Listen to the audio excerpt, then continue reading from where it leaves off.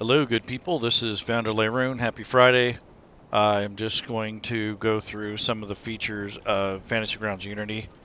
There are a few things that have changed that I've noticed over the last couple months, and I will get to those and point those out. If you have any questions, just leave them in the chat. I'm just kind of killing time before the missus comes home, and I'm hoping to explore more of Unity so I can get used to it. I'm also going to be answering questions if any of you have any, and hopefully you guys will be able to see what you need to see. Unity is in beta right now. It is May 8th, 2020. So if you're watching this video in the future, some of the features may change. So just remember, this is not the full version of Unity. This is still the beta. Although I do want to point out some of the good things that are coming out, and I really like the direction it's going. It's got some work to do, but it is still working pretty good. A lot better than it was when it first came out. So they've made a lot of strides and a lot of changes lately, and I think that's a good thing. So basically, the first thing I wanted to point out was that your maps and images are a lot different than they used to be. Before, you'd only come to your maps and images folder, and that's not true so much anymore. You actually go through your assets. So your assets folder will contain your tokens, portraits, and images. So images would be like your maps and your handouts. Portraits would be exactly what it says, a little portrait you use on your characters when you're building characters. And then, of course, tokens are basically tokens. That's where you would store all your tokens for your NPCs, monsters, and for your players. Now, when you make a campaign, the campaign folder will not show up until you actually create a folder within Fantasy Grounds on the back end. So if you click this folder button on the bottom left, what it will do is it'll take you to the back end of Fantasy Grounds where your campaign folder is, and you'll have an images folder. Until you put an image in there, this campaign folder will not show up. So that is something that is something you gotta keep in mind. Stability, I'd give it maybe a 70 out of 100. 65 if you're on a Mac. A lot of the Mac users are still experiencing a lot of CPU problems, but for the most part, it seems to be okay. They have to still do some memory tweaks to it. They have to optimize how it runs and how much memory it's using and how it uses the cores on your computer. But it seems to be okay. I mean, I wouldn't say it's the best, but it definitely is a lot better than it used to be. Hey, Laerun, you're correct that the Unity version has been getting many improvements better. Any news on the DM approving movement? Honestly, I have not seen or heard anything about it. I'm waiting for that too. That's one reason that's holding me back from trying to run it, is that I want to have that feature in place. The other thing is, there's a couple other things I wanted to show you guys that's different. The dice, for instance, you remember how you used to be able to right-click on the desktop and you used to be able to arrange them where you want them? They've taken that away, so you can't rearrange the dice. They pretty much stay there for right now. The other thing is the mood lighting is gone, and they put that in favor of the new ambient effects. So I'm going to open up a map and I'll show you what I'm talking about. So this right here is a pirate ship that I've been working on. And this is a map that I've threw together with different layers. So basically what this is you have water level, and then I put the water illusion on top of that so it looks like it's rippling. And then there's the boat itself. And then there's a couple assets that I put on here. And then I put the rain and then the mist on top of that. So that's how this was achieved. So this is different layers. But yeah, the other thing that changed is, let's see. There was something else I really noticed that was really obvious. It was, let's see, so you can't move the dice. Yep, you can't lock tokens. It took away the mood lighting. And there's a couple other weird little things like that that are a little different. But for the most part, the layout is pretty much the same. I build characters on here all the time, and it's really, really, not bad. I mean, it's a little slow sometimes when it accesses the menus for the first time, but once it's indexed all your library, it usually does pretty good. It's just that initial click when you actually open up your modules. It takes it about a minute to kind of cycle through all that, and I'm not sure if that's optimization or my computer or what, but I don't have too bad of a computer. It's not a potato, so anyways, I'm going to show you a little bit more of that map. So I don't know if you guys, can you hear the pirate ship thing going on in the background? I had one. I don't know if it's still there. I had like a little bit of ambient music in the background for the pirate ship. So I'll bring that back up. So basically, what I've done here is, let's see. Let me turn off all the effects. So each layer of this boat is basically an effect layer or a layer of art. Let's see. So if I want to recenter, you right click on the map, click zoom to fit, and then just zoom in. There we go. So I'm going to turn off the effects layers. So that's just turning off. They're still there, but they're not active. So this is what the boat looks like. And here's Alden here. He's hanging out on the deck. This is actually a character. He's a bard. And if you turn on line of sight,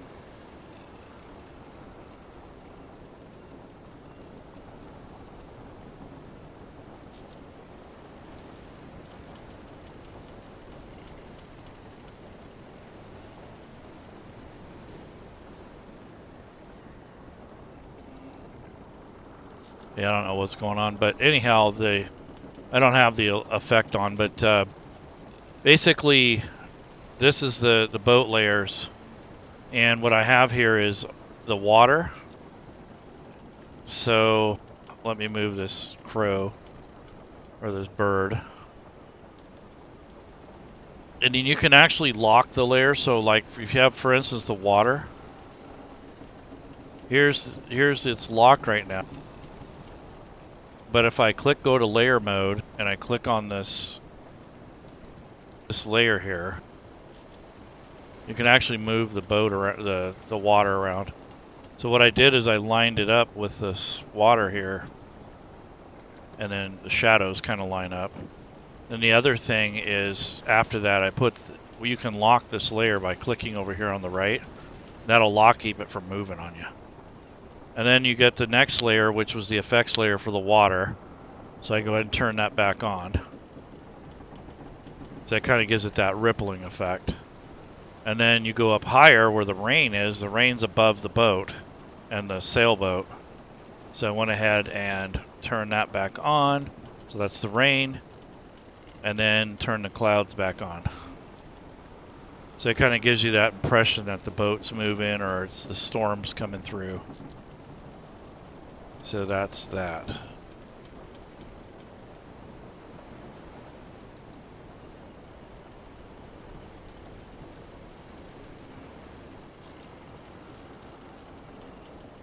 Yeah, no. The fonts are kind of messed up. Yeah, we had that problem too. It did it to me too. I was like, what's going on here? Will there be a change to allow unique distances? That's been asked before. And I think that'll come in the future, but I don't think we're going to get that anytime soon. Same should apply to the different dark... Yeah, I agree, but that's not... I don't think they're going to be working on that right now. I think they're just more or less worrying about the stability, the networking, making sure that all the content's loaded. They still have a ways to go. And I'm not surprised that it's still in beta. Because as far as I'm concerned, it's good for, for practicing and kind of getting used to, but I wouldn't move my campaign over. I don't know why people think you can do that. I've had someone who do that 2 weeks ago, right after the beta release. And it's early release beta. So, I mean, I don't know what else to say, but, that's on you. If you move your campaign over now, as far as I'm concerned, it's kind of on you. If you're brand new to Fantasy Grounds, you're not going to know any better. But a lot of these people that, I don't know, they use the Fantasy Grounds, Unity right off the get-go. And I think when they buy it, they just say, "Oh, I want the line of sight." Well, they don't realize that there's a lot of grief that can go into that, especially if you have to make your own. Making your own line of sight is not fun. When you buy the modules, you get that anyways. But when you actually use the line of sight tool, and if you're not used to it, it takes a while to get proficient with it. I needed to get a handle on creating maps and using tiles. Then I can start making my Unity campaign. Yeah, I agree, but I wouldn't even do that. I mean, I would just get a handle on the maps. Wait for the full version if you can. You're gonna drive yourself absolutely nuts if you don't. Dang, I am playing a game in Roll20 and they have something like that in place, but they don't allow you to see where you see once you leave the area. Fantasy Grounds still better than Roll20, but was nice. To start a new campaign in Unity, it looks good, but I concur. I would, yeah. Starting a new campaign might be okay, knowing that you're going to come into problems. But I don't know why people are insistent on moving everything over and then complaining it doesn't work.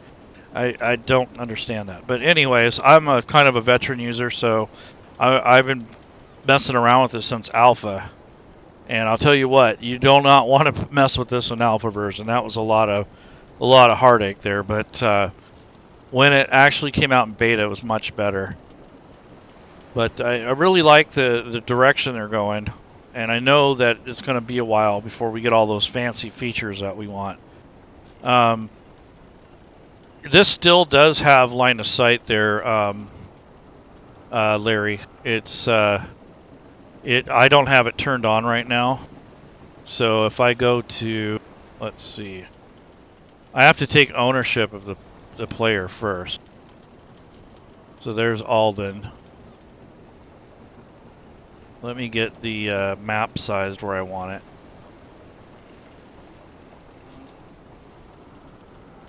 That's a little big for my taste.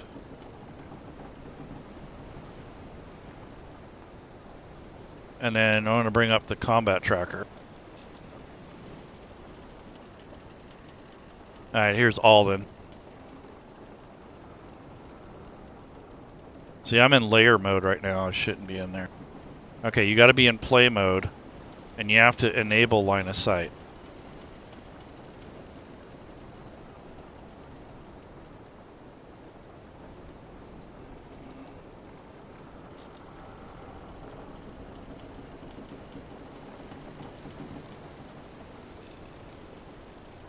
And I have some of these locked.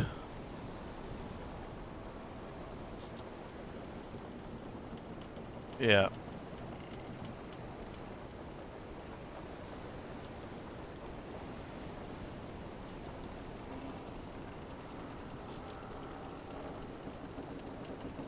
Yep. So this isn't a very good example because you're on a ship deck and there's really no reason to put line of sight on there because it's basically all open unless you go indoors. So I'll find something a little bit more conducive to the mapping aspect. So I'm going to go ahead and close that. So I'm going to go to my assets folder, which is where I have all my artwork stored. And I go to images. And I want to find my campaign folder, which is here. And all it has is the ship right now.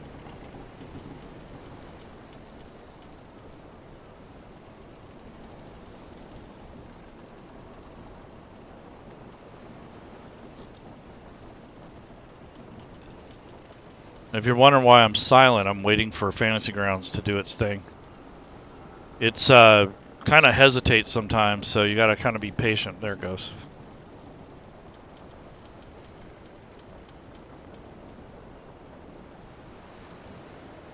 All right. Come on, come back up. All right, so here are the different assets. Yeah, it's still thinking. All right, so here's like the, I guess the midship.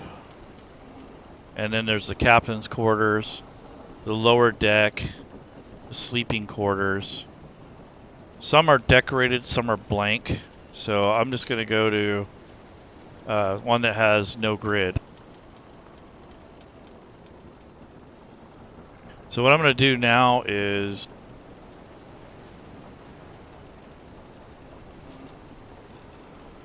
I didn't mean to close that.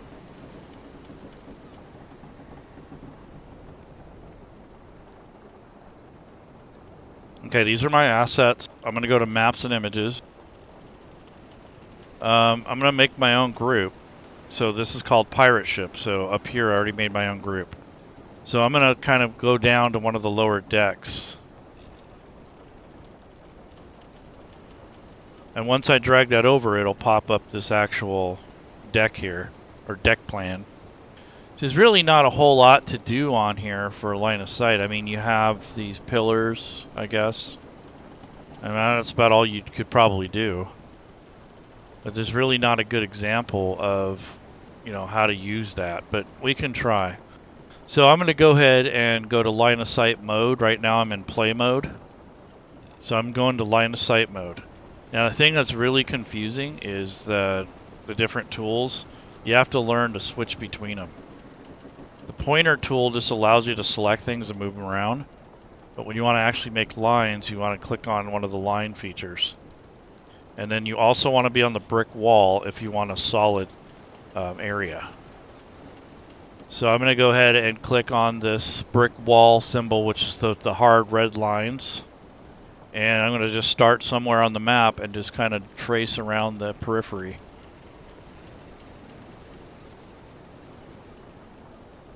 And all I'm doing is just, I'm not clicking all the time, just every now and then. I don't hold the mouse button down.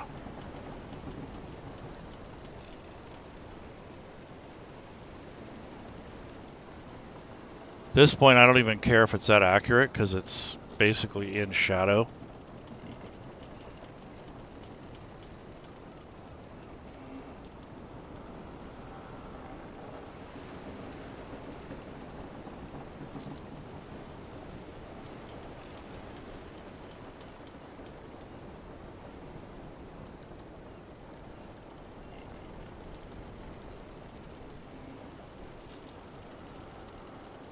And it takes a while. It's not something you can just whip right out. I mean, you get used to it.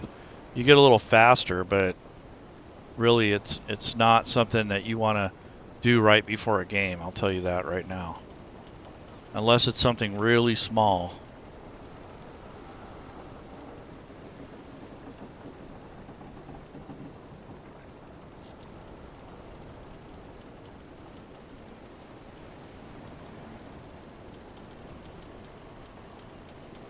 Okay, so I'm going to put the grid down on here. So I'm going to say roughly this square is roughly 5 feet, just to give an idea of scale. So I'm going to click on the grid button. I should have done that before I started drawing the lines, but I'm going to go ahead and fix that right now. So I click on 50, and that's the scale of 50, so that's a little bit small. So I'm going to go with 200.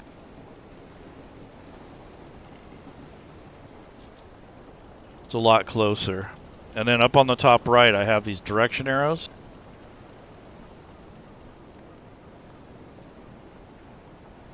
As soon as you hit one,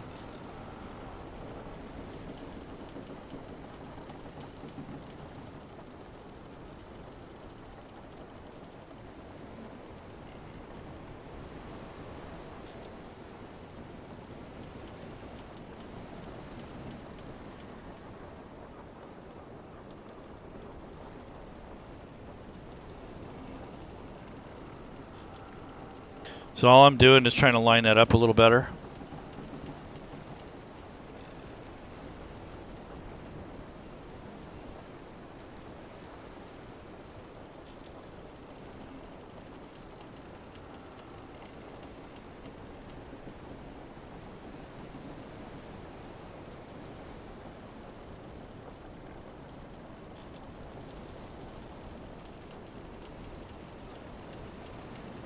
Close enough. Alright, so I'm going to go back to the line of sight mode. And here's my layer. Now what I'd probably do is just go through these posts and put some squares on here, because that's basically all you're going to be doing. There's not a whole lot to this. It's a fairly simple map to do. So if you want to make this easier, you can just use that tool. Let's see. However, when made visible in the tracker, they're still hidden on the map. Maybe you can help with an issue I'm having. When using masks, if I drop an encounter, the NPCs are placed accordingly and linked to the combat tracker. Yes. However, when made visible in the tracker, they're still hidden on the map, leading me to having to make them visible in both locations. So there could be a misunderstanding there. Maybe you have a different layer active, such as line of sight mode and the mask. So that's one thing that could be a problem. And Justin says, I have a heck of a time getting my campaigns to show up on the cloud server. Is this a known issue, or am I experiencing a unique problem? Now, there's a lot of people having the same problem with that. If you're using Comcast or Xfinity or Charter or any of those, a lot of those guys have gone, especially if you're renting a modem or a router from them, a lot of those guys have gone to a new security system. And what it does is it blocks incoming connections, and it's even kept me from downloading updates from Fantasy Grounds. So you may want to look at that.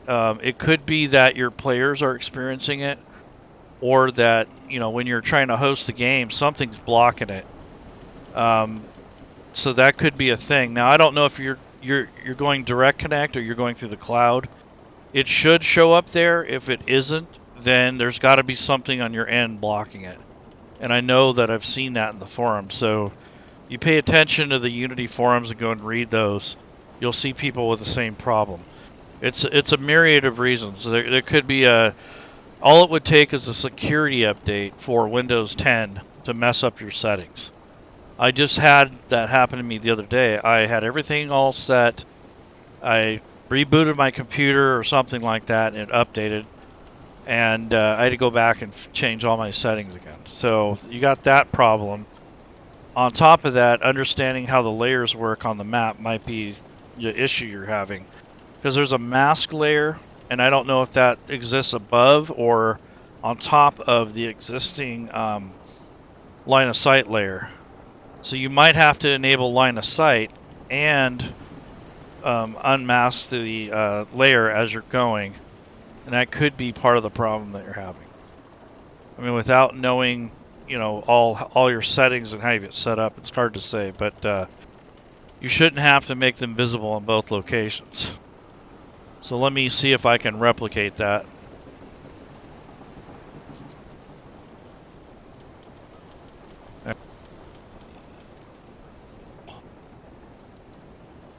So on these particular ladders, I'm going to actually just go to terrain mode and just make this a square.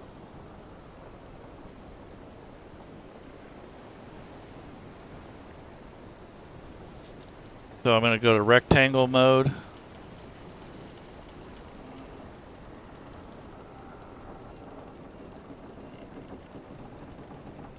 Same thing with this thing.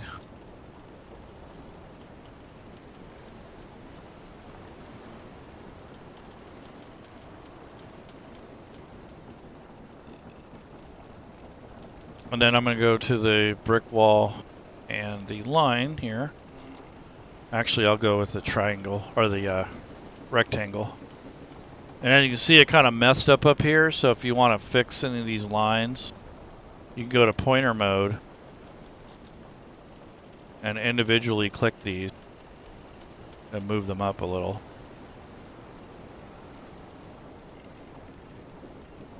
There we go. That's a little better. Alright, so now I'm going to go to the square mode, and I'm going to be on wall mode. And these are posts or whatever, so I'm just going to square them off.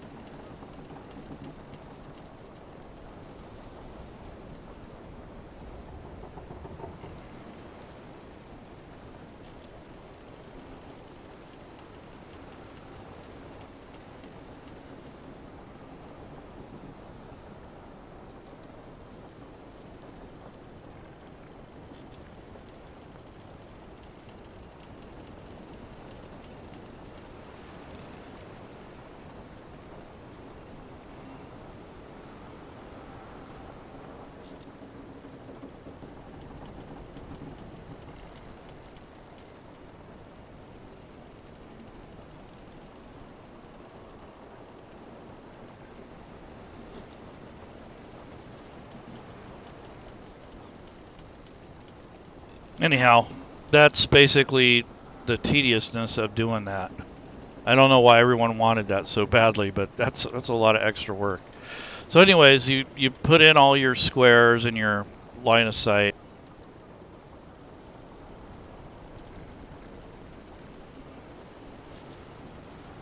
I mean, it's nice when it's done for you.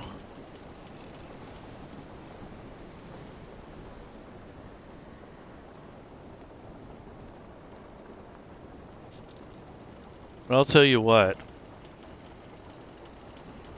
I'm not going to spend 3 hours every time I want to run a session doing this.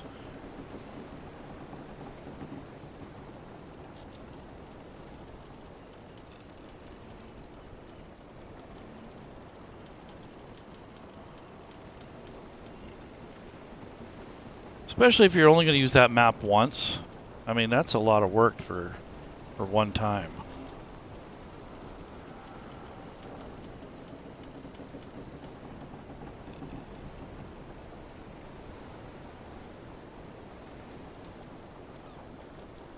Yeah, I understand that.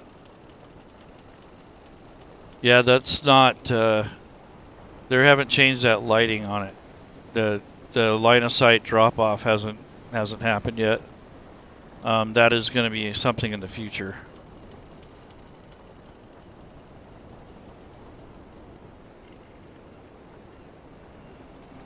Yeah, that's dynamic lighting. That's not line of sight. That's having an ambient source, like a torch or candle or something like that. Yeah, that's something they'll have to do in the future. Let's see. Okay, so I've changed that. Now what I'm going to do is go back to play mode, enable the line of sight, lock the map, shrink it,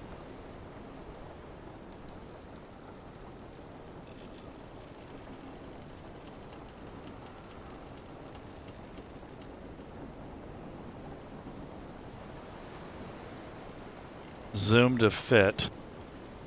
Okay, so I'm putting Alden on the map here. So he's the NPC, or he's the player. So now that I have a hold of him, yeah, so it works pretty good. So let me try to see your problem. So the problem was asked earlier. You asked, however, when made visible in the tracker, they're still hidden on the map, leading me to make them visible in both locations. So I'm going to try to do that. So first of all, I want an encounter. So I'm going to make one. Right now it's blank. I don't have anything yet. So I'm going to click the edit button, click the plus button, and here is a blank encounter. I don't have any monsters loaded, so I'm going to have to load the SRD.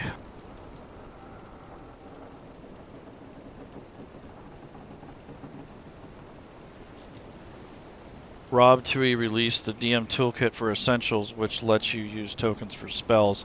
Yeah, that works for Unity right now, or for Classic. That doesn't work for Unity right now. So you got to be careful with that. So most of the plugins and extensions that are out right now, they're not written for Unity.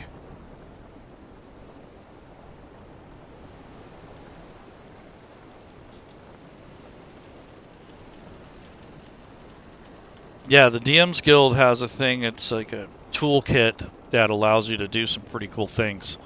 Another guy just put out a module that allows you to automatically have pack tactics if you have NPCs or characters. It'll automatically apply the advantage, because I know that people forget.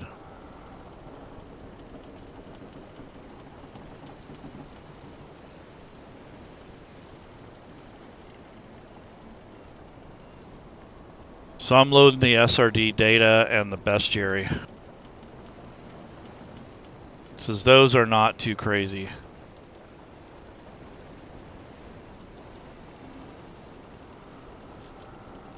Those don't have all the artwork, so it doesn't take as long to load. Let's see, NPC.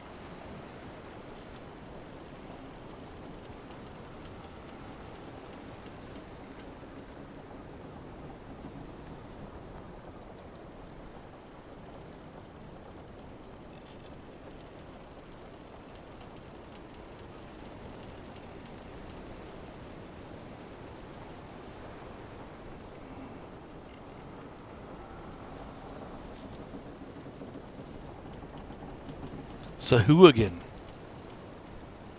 So what again? Okay, here's a Sahuagin.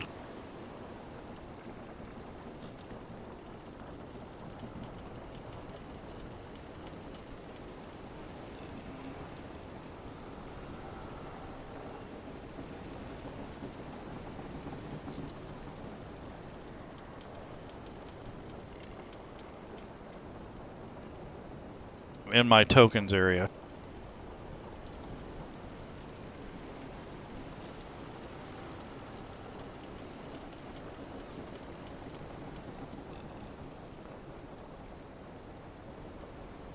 Yeah, it happens. That freeze is it's not optimized yet. So it's actually normal right now. They're supposed to be optimizing that soon. I know Tuesday they're going to be live on the D&D channel. So hopefully they got a good copy of it then, because I'd hate to see it running like that, unless they're going to use Classic. I'm pretty sure they're going to use Unity though. I think they're getting close to releasing it, because they wouldn't put it out in public like that if they were worried about it. So I'm hoping to God that this next week is going to be the breakthrough week of updates. But yeah, that memory optimization thing is annoying. It really can mess things up. Okay, so when it does freeze up like that, though, you want to try to be patient with it. Alright, so here's a Sahuagin. So what again? So I just changed the tokens for this encounter.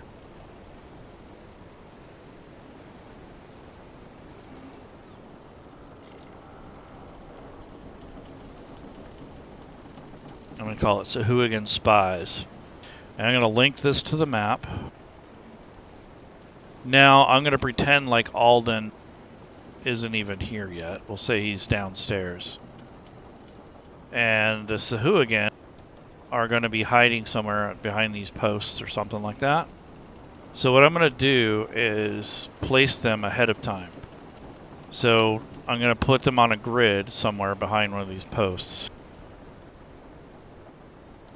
So there's one there, and see he's still there, but he's kind of concealed. And then there's one there. So now when I close the encounter, they'll disappear, but they're still in the spot.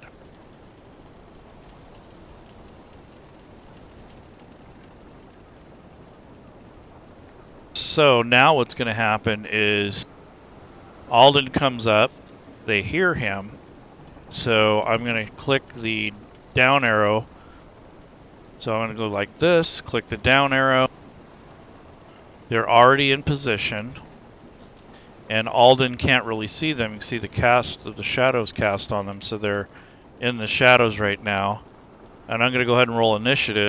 So I'm going to hit menu, initiative. I'm going to roll for everyone, or at least for Alden. Okay, Alden goes first. So he's already moved half his movement rate to get up the stairs. So he can move 15 more feet. So he doesn't know they're there yet. So 1, 2, 3. His passive perception is, let's see, 12. So these guys aren't that stealthy. So let me, yeah, so I'm going to have them do a dexterity check. Oh yeah, they're hidden, so he doesn't really notice them right away. But he comes up, he stops, looks around. He gets that creepy vibe, you know, like something's going on. So now, where is the point where it's broken for you? So you're putting a mask on there, is that true? You still using the old mask, William? Or was that, who was that?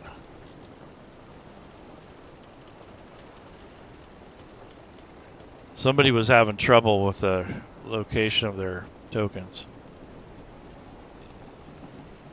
Oh yeah, it's William.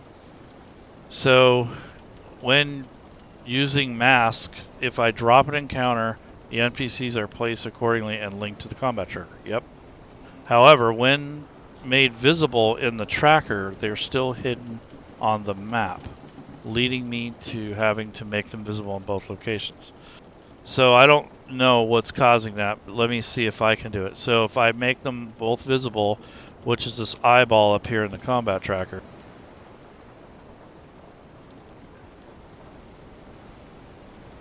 Yeah, it is kind of weird. It only did one. That is odd.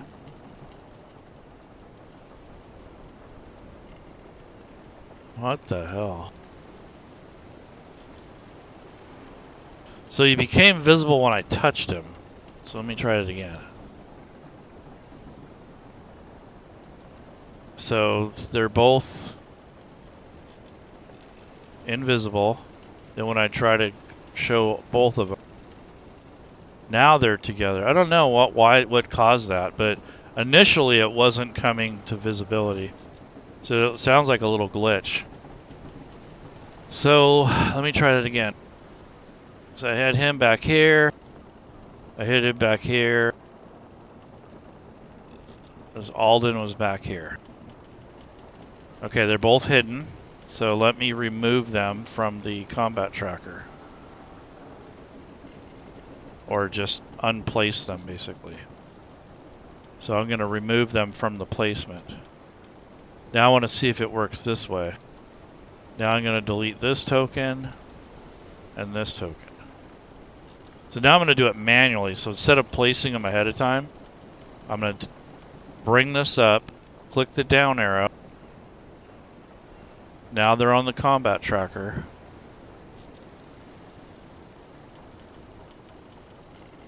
And now I'm going to drag them over by dragging the helmet. So they're still invisible. Now if I click the eyeball, yeah, it shows both of them. So for some reason there's a little bug, I guess, in when you place them ahead of time. It seems like it's losing the thread or the node for if you have more than one creature. I don't think it's catching it or something weird's going on, but it worked this way. But when you try to place them ahead of time, for some reason, it gave me a little grief. So I'm going to try this again. So this time I'm going to delete from the combat tracker everything except for the monster or for the NPC. Okay. So I'm going to try it one more time.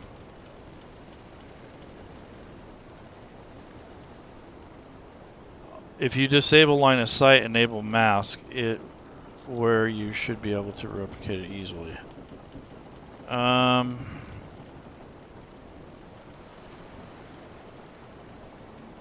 If you can click, you can make them visible based on line of sight.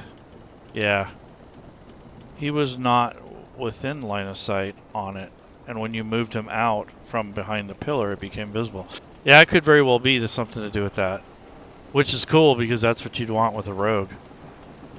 So let's try it again. So I'm going to put the Sahu again ahead of time on the map. So I'm going to put them in the shadows.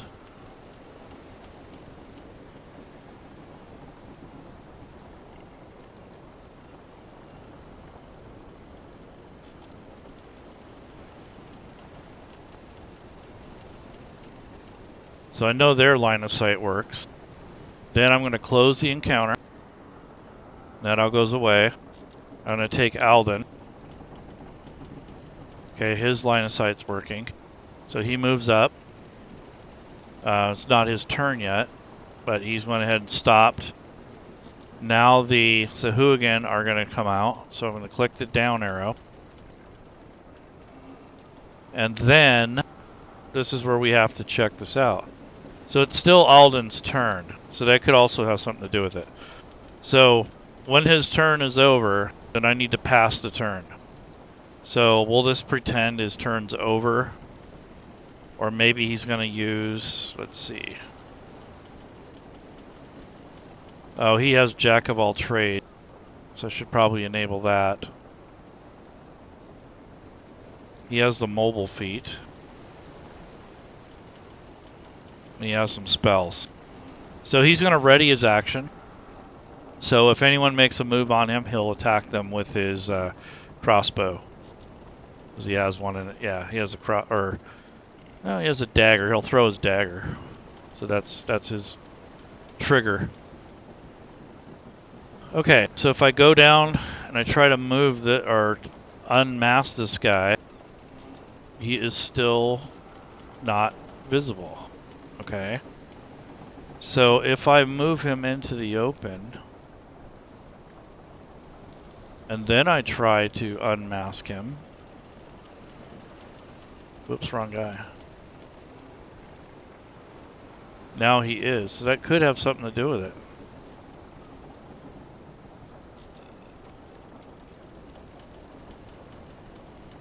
Yeah, but it's weird. It's because he's selected. That's really strange. So now it's not letting me unmask them at all because they're not invisible. Or they're not in the visible range. So move them out. And then try to do that same thing. Yeah. That's exactly what it was. Good catch, whoever that was. Yeah. Phoebe's dad, yeah. That's exactly it. So, if that was the case, and you had people that were cloaked in line of sight, and you didn't realize it, and you set a mask on top of it, that could be a problem. So adding that mask in there is adding a whole nother level of confusion on top of what we just saw. So I would either, you said you have it turned off, is that it? If you disable line of sight and enable masks, you should be able to replicate it. Let me check that out. So I'm going to go into play mode and I'm going to disable line of sight. And then I'm going to go to mask mode. I'm going to hide a certain area, which is going to be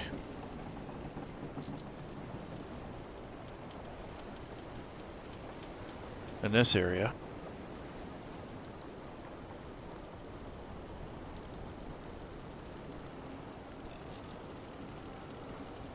Okay. So we're going to say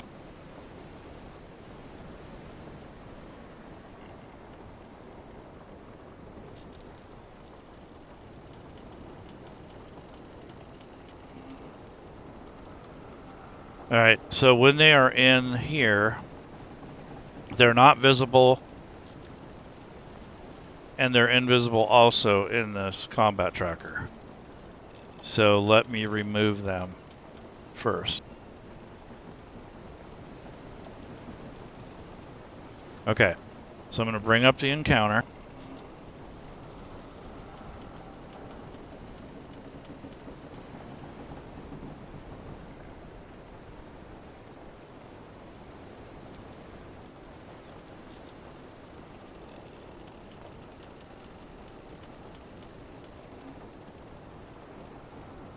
So you have to be in play mode when you're doing this too. So now I'm going to hit the down arrow.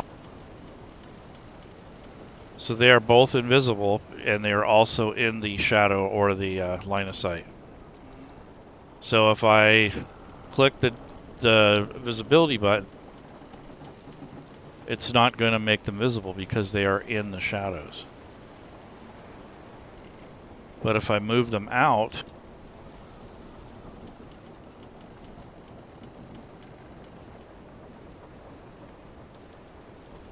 now let's see what it does.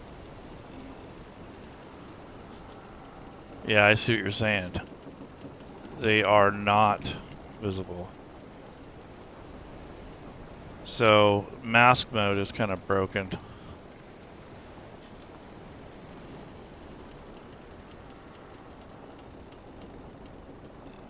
Yeah, so it's like if you have them in the masked area and you move them from there, or you don't change something, it keeps them hidden. So if I do it this way,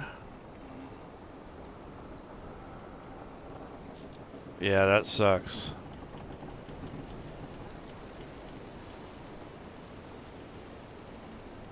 So I can't reveal them. I can hide them all day long. I just can't reveal them. Yeah, it kind of sucks. So this is just when you're in mask mode. Yep, it's broken. So definitely report that to the forums, because they're never going to know about it unless we tell them. It might even be a known issue. I haven't read about it, but you know, it's probably already a known issue.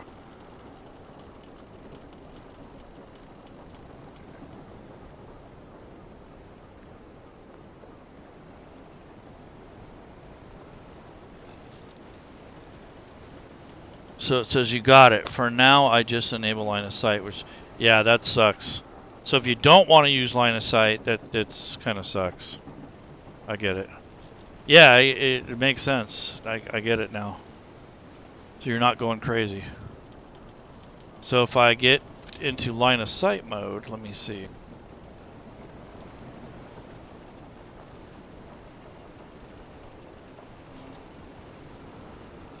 Now line of sight mode with a mask breaks it breaks it.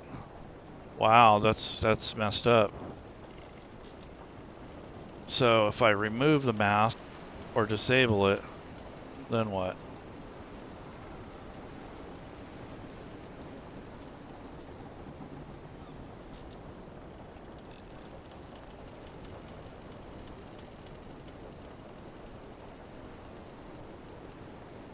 Yeah, it totally breaks it. So it's almost like I don't even have line of sight on right now. That is so weird. Yeah, it's jacked up. So even going from mask mode to line of sight mode is jacked up. Yep. That's exactly why I'm not moving my campaign. No way in hell. Yeah, that is messed up.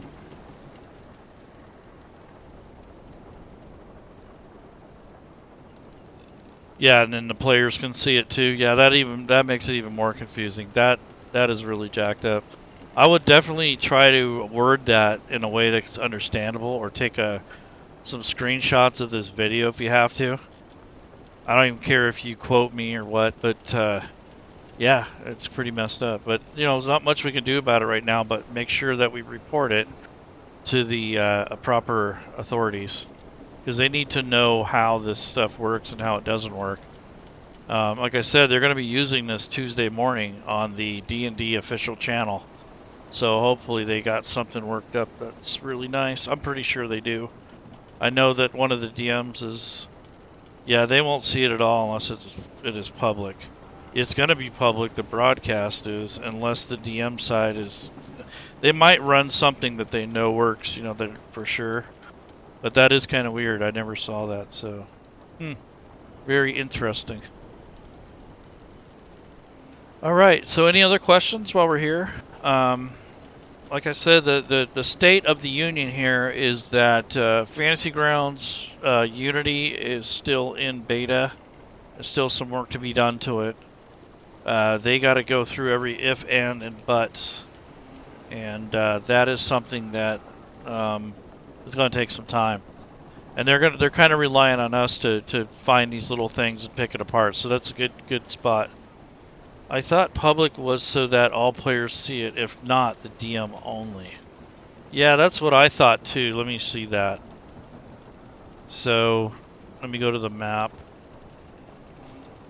Let me make sure that was a thing. That could be part of it.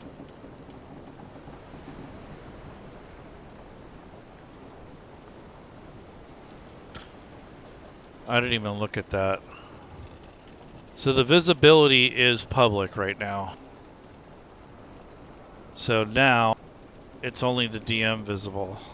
So it's hard to test that without having another computer.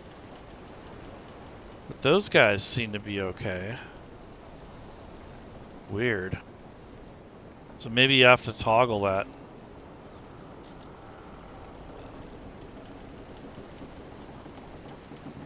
What do you know? It actually worked. So it has something to do with public and private. That is so weird. Okay, so... Alright. So here's... The thing is completely hidden. Then you have the line of sight layer. And then you have the mask layer. That is so confusing. So it is something to do with this... how you look at this visibility, how it's set. So that has something to do with it as well. That is so odd. I don't even know why that's a thing. That is weird. Look at this. This looks like it's... This is weird. I don't get it at all. As you come in this mode, it looks like this is what is seen. And then you go in this mode and it's like, what the hell? Yeah, this is like the old mask mode, kind of. How weird. Yeah, I don't know, man. It's pretty jacked up. It's really not quite done yet. So don't move your campaigns over just yet.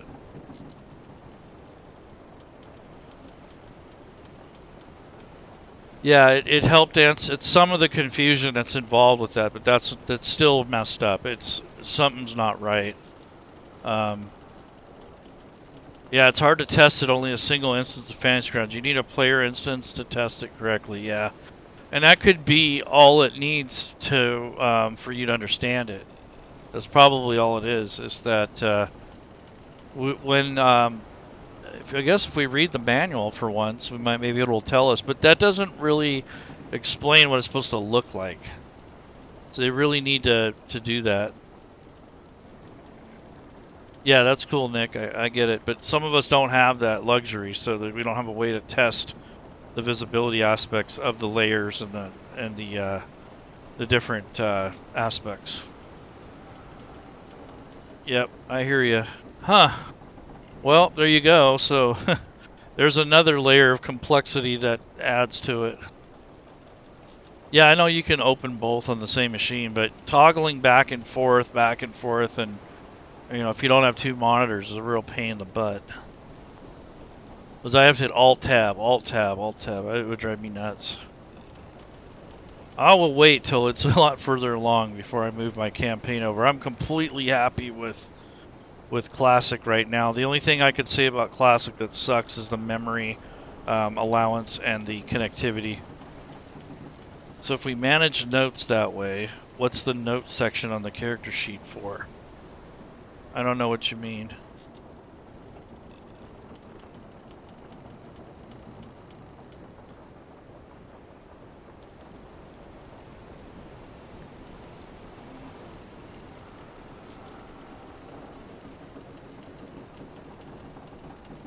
Notes would be like for your actual character, and I think the notes in Fantasy Grounds itself is for the campaign.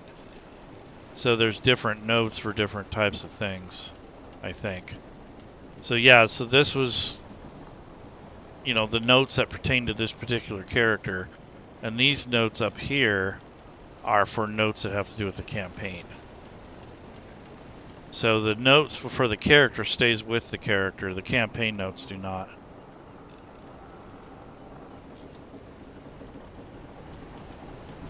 So I just picked up FGU and dropped $200 on the bundle. Should I ask to switch it over to FGC? You know, it's up to you. I mean, I would honestly, I don't know. That's a tough one. I don't want to tell you how to run your finances, but honestly, I would go to the full classic, and then later on get a sub for Unity. That way, you can make the switch slowly. If you're just going to jump right in, then I would say, you know, maybe. Because most of the lessons that we teach in Fantasy Grounds College, most of those are based on Classic. We haven't even started using Unity to teach yet. I'm doing videos every now and then like this to kind of get the awareness up, but I'm not really going full in yet as far as teaching. The only thing we would probably even have to teach, honestly, is what we're going through now is the map tools. Just about everything else is the same. Character creation's good. I don't have any issues with that. I can run a game in it. I just don't like dilly-dallying with the maps because they're still kind of a mystery right now.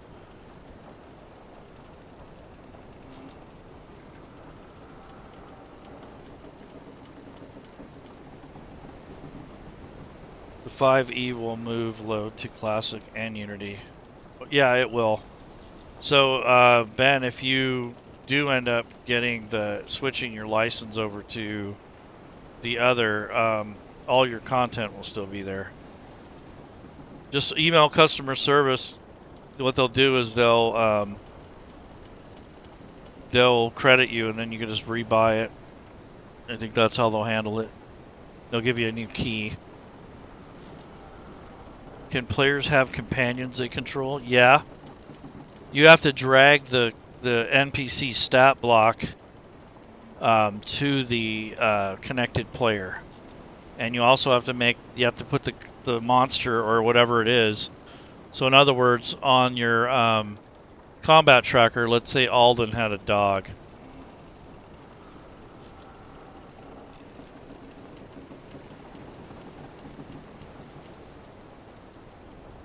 So right now this dog is considered an enemy. So I need to change it to friendly by clicking on this helmet. Now when he's connected to the table, when his logo is up on the top left, I drag this stat block up to his photo, and it'll pop up on his side with the stat block. Then all he has to do is drag it down to the hotkeys. And when it comes to his turn on the combat tracker, he can control the stat block. The only thing he cannot do is he cannot advance the turn. The DM still has to do that, but he can move the token and he can control the dog or the pet, but he cannot advance the turn for the dog or the pet. So that's how you handle that. Yeah, Ben, we're teaching basically how to do Fantasy Grounds in Classic, because 80% of it is the same as Unity. It's just these frickin' map tools that are kind of weird. We have to get used to those. Like I said, we just found that other problem or potential confusion. But yeah, it's doing okay. I mean, I don't know. I really don't know if all the line of sight stuff was worth all the the hoopla. I know the memory and the connectivity is huge. I mean, those two problems alone would if they could take Unity Classic and just give it more memory and that connectivity issue go away, that would be huge. Because then there wouldn't be all these limitations, everything would be working. But unfortunately, they can't move forward with that current setup. The architecture is old. It's based on old programming. They can't add any of those real fancy things that we want. So they had to go to the Unity platform. So there's other cool, let's see, question. Do any of you actually use Adventures section from the log tab on the event? Only if you're using Adventures League. That's what that's for. So if you're playing an Adventures League, you register and you put your DCI number there, and then you also you can record your adventures on that log. But I just use it kind of like a way to keep, like a journal.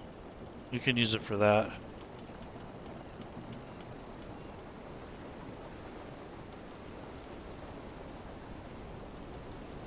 That's what I use it for, as a journal. I like the auto server setup. I don't know what you mean by auto server, but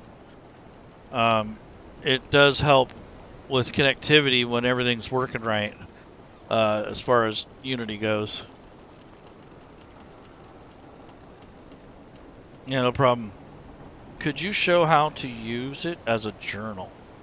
Use what? The log? Oh, it's pretty simple.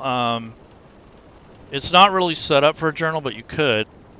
So what you do is go back to the log sheet, and on the bottom right, you click the edit list, or this edit button on the bottom right corner. And then it adds this plus button, which you click plus or whatever, but it's already added an entry. So you can just say journal 1.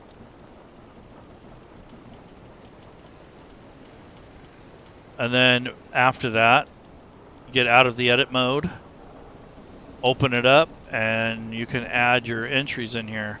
You can put your starting gold, magic items, your story rewards, purchases, the date. Kind of use it, your own way. I guess that would be the one way to do it, but I don't know how useful that would be.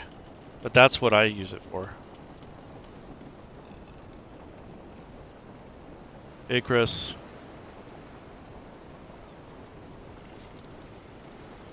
So I got to get going, folks. Any other questions before I go?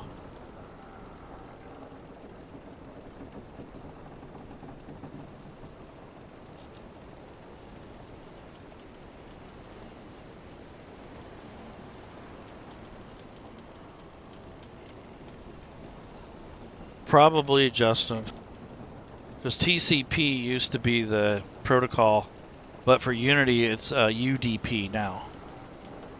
So UDP is the recommended protocol. Yeah, I'll try to do more, Ben, as I learn things. Right now, it's not, a lot of the stuff I'm telling you isn't even much to do with Unity. Yeah, no problem. Yeah, Justin, see if you have a UDP setting. Is that, it's not TCP, I know that. That's for Classic. A lot of people had problems with that in the beginning. Go onto the forums and in the Unity section and take a look through there and look at some of the networking issues people are having. That's really where you guys need to go for you're having problems like this, is you start using those forums, because they need to know all these little issues. Thank you. So will switching to Classic solve this? Not necessarily, because then you have to still configure it for incoming, outgoing connections with 1802, but it might. I can't guarantee it.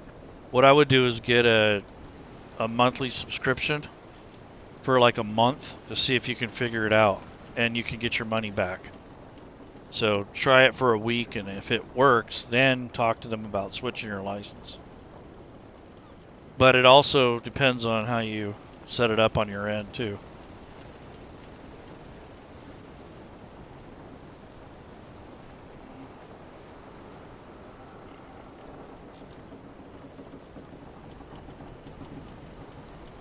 Question, how do you create sneak attack of a rogue in the actions tab? I've been struggling to make it work. That is a coding effect. You can actually find that in the official Fantasy Grounds forums. That's not a Unity thing. That's for both Classic and Unity. As a matter of fact, if you guys want to have all of the Rob 2E coding effects, I'll send you guys a link for it. It's awesome. It already has all that stuff done.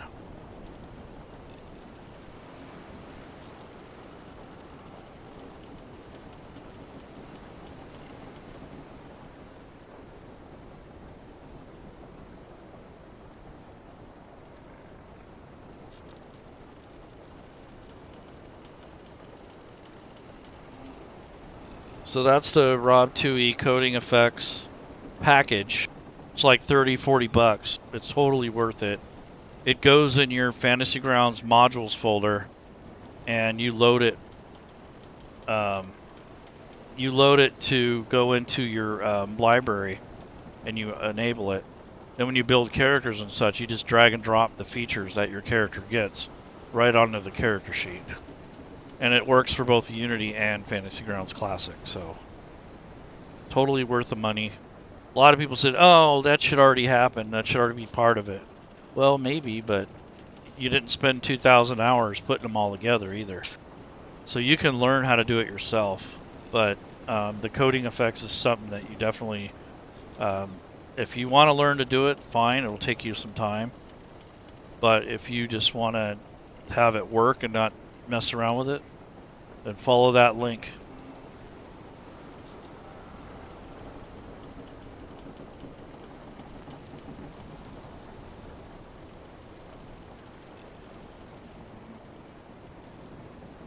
Yeah, doing it manually is okay, but